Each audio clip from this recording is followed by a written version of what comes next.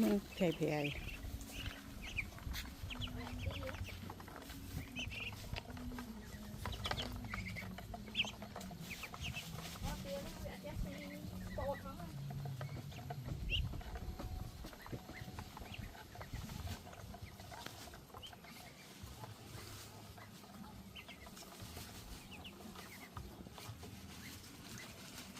háo mà còn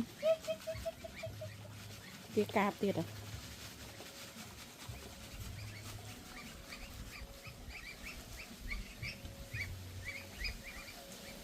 cái nào áo đấy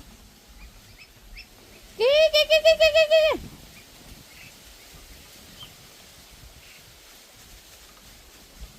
đặt cái lẹ tranh bị này lúc má nó cái lẹ ở tranh bị này lúc má lơ đai vua nó chớ cái cay cái lẹ lâu vẹt xí rồi